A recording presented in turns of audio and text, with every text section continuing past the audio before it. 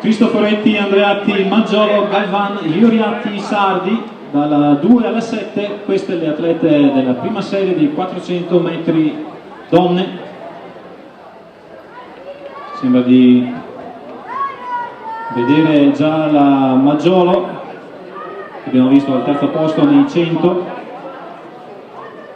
completare la sua fatica odierna con questo 400 e prima il passaggio ai 200 metri.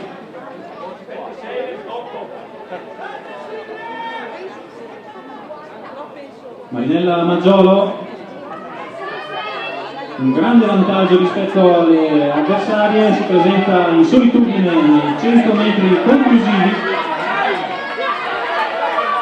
In corsia a 5 Silvia Galvano del DS Valsugana al secondo posto, ma va a vincere Marinella Maggiolo con l'ottimo tempo di 56 secondi 16 centesimi. Al secondo posto Silvia Galvan, GS Valsugana, mentre Sabrina Cristoforetti agguanta l'ultimo, la terza posizione per questi 400 metri donne. Ma diamoli tutti.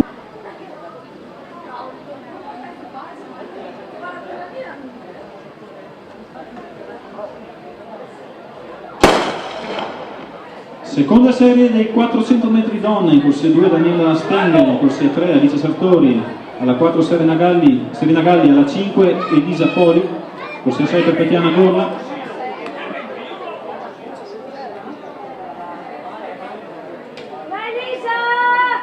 Mentre chiamiamo gli atleti del disco uomini in pedana,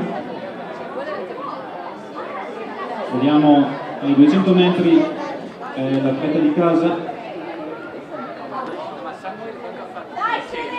sembra Serena Galli in quarta corsia.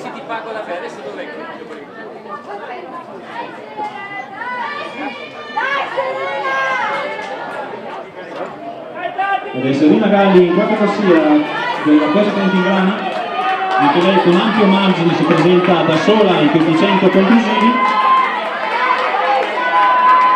L'azione di corsa si fa ovviamente un po' più macchinosa, va a vincere con il tempo di 1 minuto 03:38 al secondo